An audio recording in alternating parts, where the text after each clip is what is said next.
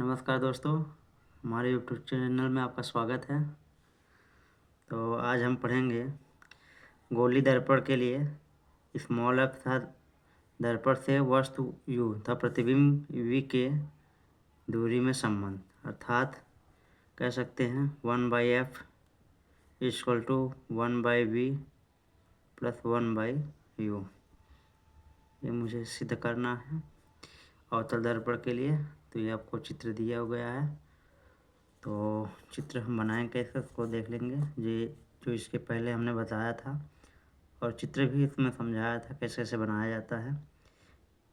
ये हमारा वस्तु है, वस्तु से किरण डालते हैं जो मुख्य अक्ष के समांतर चल रही है, और मुख्य अक्ष के समांतर चलने वाली प्रकाश किरण आपको पता है कि दर्पण में टकराने के फलस्वरूप मुख्य फोकस होकर के निकल जाती है। इस तरह से दूसरी किरण हम लोग वक्रता केंद्र से लेके जाएंगे।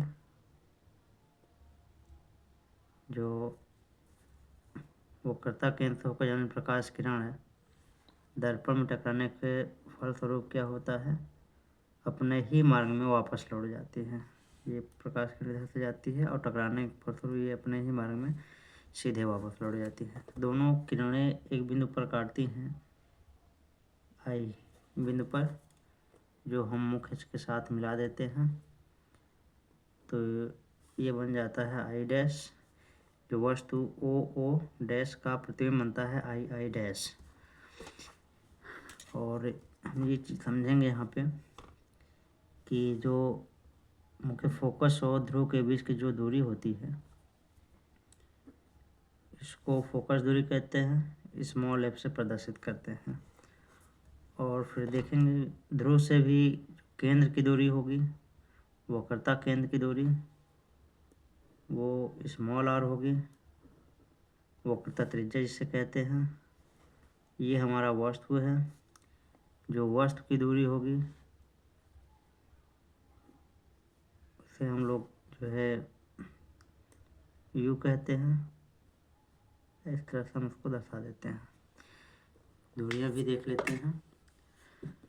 तो कुछ पॉइंट लिखा हुआ है जो आपको वीडियो बहुत बड़ी ना करके इसलिए मैंने लिख रखा है। अब यहाँ पे देख सकते हैं क्या है। माना कि वस्तु दर्पण है M1 M2, यह आपका दर्पण M1 M2 जिसका ध्रुव P, फोकस दूरी F, वक्रता केंद्र C है। मुख्य अक्ष पर दो किरण जो डाला गया उसको यही लिखा गया है। मुख्य अक्ष पर स्थित वस्तु ओ डैश, जो वस्तु O से चलने वाली प्रकाश किरण, वस्तु O से चलने वाली प्रकाश किरण O डैश A दर्पण में बिंदु A पर परावर्तन के पश्चात मुख्य अक्ष के समांतर हो जाती है, मुख्य फोकस होकर गुजर जाती है। यानी कि मुख्य अक्ष के समांतर O डैश A, मुख्य अक्ष के समांतर चलने प्रकाश किरण दर्पण में टकराने के फलस्वरूप क्या होता है, मुख्य फोकस होकर निकल जाती है। पहला पॉइंट है।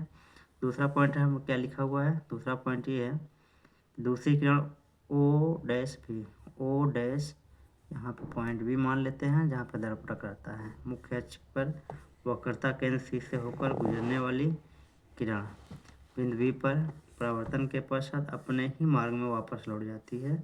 दोनों किरण आई आई डैश पर काटती हैं।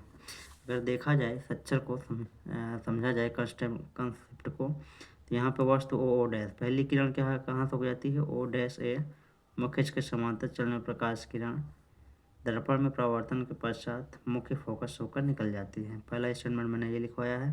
दूसरा आप देखोगे, दूसरी किरण O डैश B, जो वक्रता केंद्र से होकर जाती है और दर्पण में परावर्तन के पश्चात अपने ही मार्ग से वापस लौट जाती है। तो दोनों किरणें आई बिंदु पर काटती हैं, जो ओ डैश का वास्तविक प्रतिबिंब आई आई डैश प्राप्त होता है।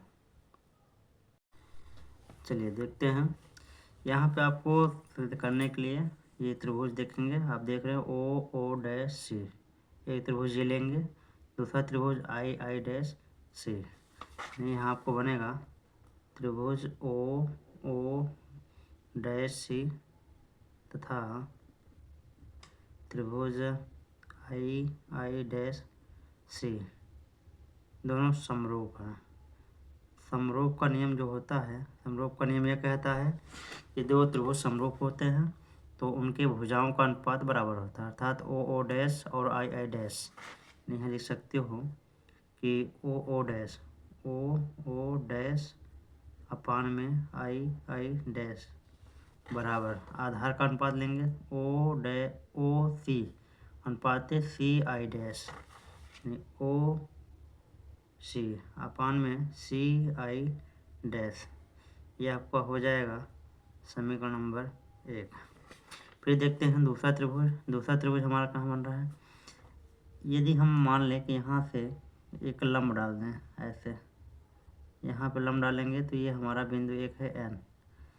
जो N है वो P के बहुत पास है, इसलिए N की जगह P को मान सकते हैं, P को N पे मान, क्योंकि इनके जो दर्पण है, दर्पण का जो झुकाव है बहुत ना के बराबर ये मान चलते हैं, इसलिए एक त्रिभुज बनेगा। कौन कौन सा, आई आई डैश ए एफ और ए एन एफ। यहाँ त्रिभुज हो जाएगा त्रिभुज ए पी यानी ए पी एफ। दूसरा त्रिभुज बनेगा, चित्र में देख सकते हो, I I dash F, I I dash F. इसमें देखेंगे इनका ये दोनों समरूप हैं। क्या है, समरूप। आपको मैंने बताया कि समरूपता का नियम क्या कहता है, उनके भुजाओं का अनुपात बराबर होंगे, यानी ए एन अनुपात आई आई डैश, ए एन अनुपात आई आई डैश बराबर। अब आधार का अनुपात लेंगे तो आधार हमारा है एन एफ, यहाँ हो जाएगा एन एफ बटे एफ आई डैश, ये हो जाता है। और उसके बाद और देखेंगे, यदि जो n है वो p के बराबर है तो यहाँ लिख सकते हैं। और एक चीज़ और देख लेते हैं हम लोग, यहाँ का आपका हो जाता है कि जो ये दूरी है, क्योंकि मुख्य अक्ष के समांतर ये किरणें आ रही हैं, जब ये मुख्य अक्ष के समांतर आने लगती हैं, चलिए तो यहाँ पे हम देख लेते हैं चित्र में आपका कि जो मुख्य अक्ष के समांतर चलने वाली प्रकाश किरण है, जो इनके बीच की दूरी है यानी समान हो गए, तो यहाँ भी जो दूरी होगा वही दूरी यहाँ पे होगा। अर्थात कहने का मतलब ये है कि ओ ओ डैश दूरी ए एन या ए पी के बराबर होता है।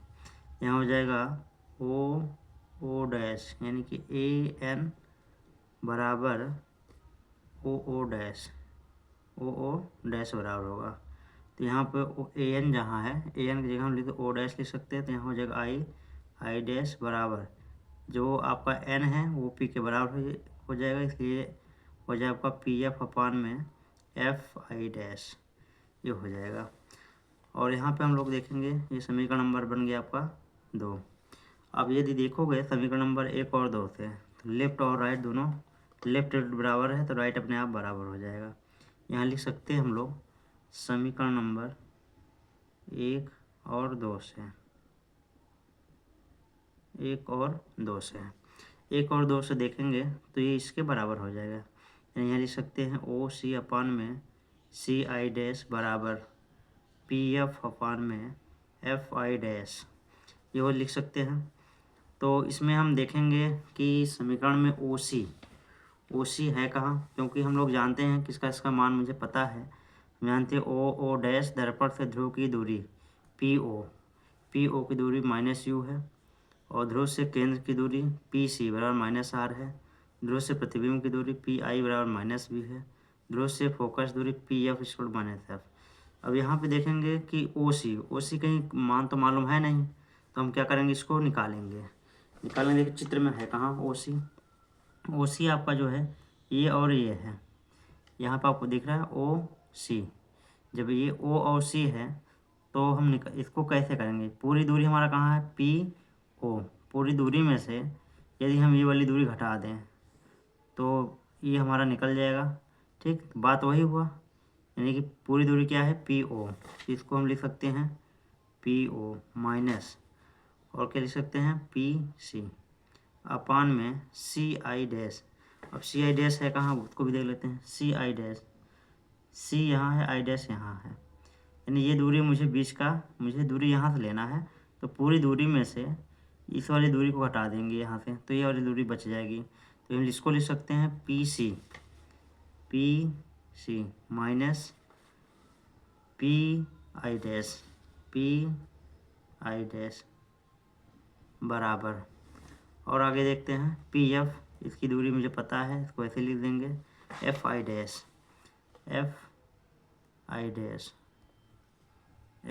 डैश। तो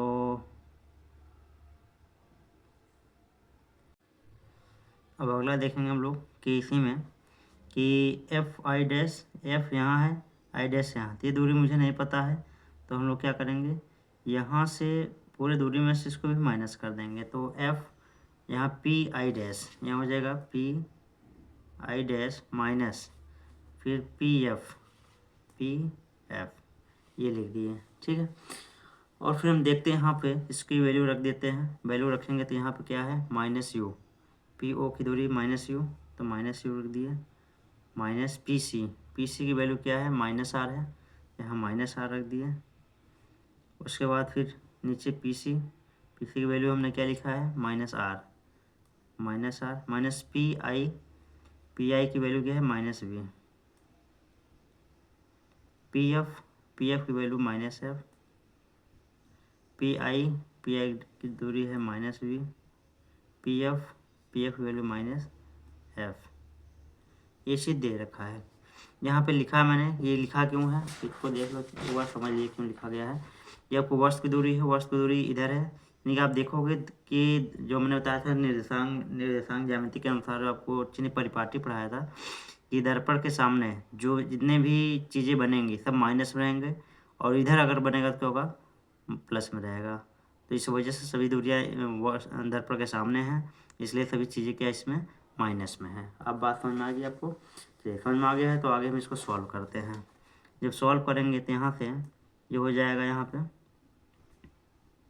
minus U minus plus R बटे माइनस आर, माइनस माइनस हो जाएगा प्लस बी बराबर माइनस एफ हो जाएगा माइनस बी, माइनस माइनस हो जाता है प्लस एफ। इसका तीरे गुणा कर लेते हैं जैसे हम लोग मैथ में एक्चुअली करते हैं, माइनस यू प्लस आर गुणे में हो जाएगा माइनस बी प्लस एफ बराबर माइनस एफ, इसका इधर गुणा करेंगे तो माइनस आर प्लस बी ये हो जाएगा। और फिर देखेंगे यहाँ से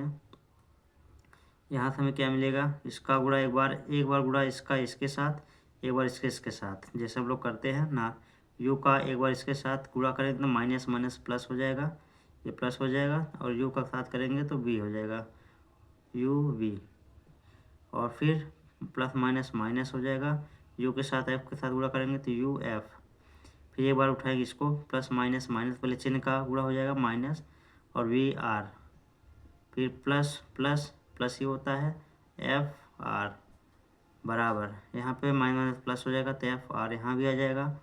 और फिर देखेंगे आपका minus plus minus F B ये आ जाएगा।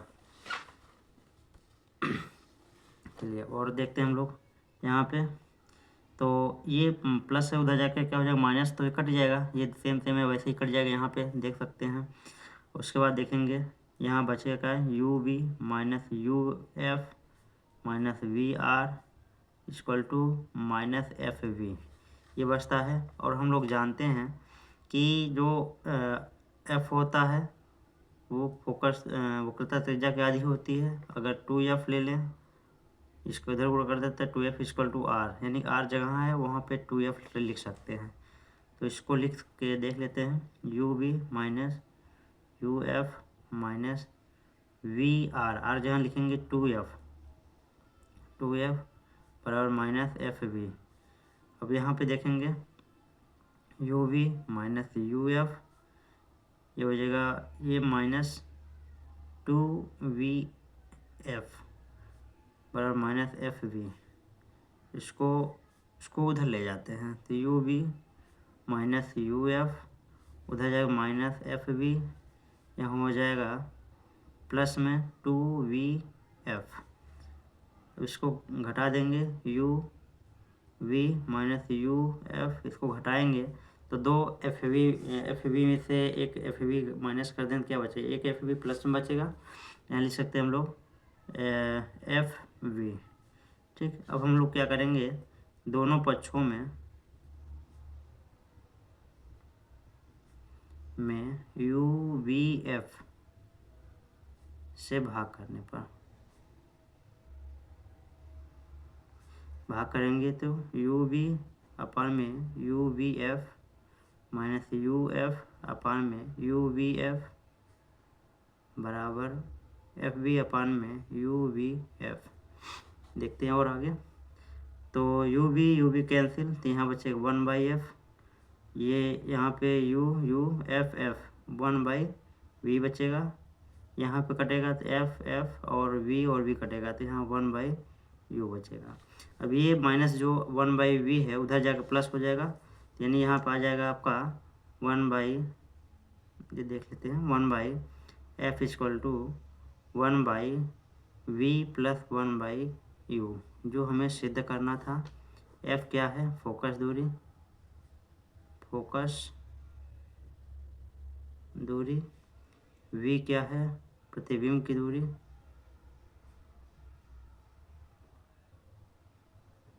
और u क्या है, वस्तु की दूरी। तो इस तरह से हमारा ये प्रूफ होता है। आप एक बार दो बार इस वीडियो को अच्छे से देखिएगा तो आपको अच्छी तरह समझ में आ जाएगा। धन्यवाद।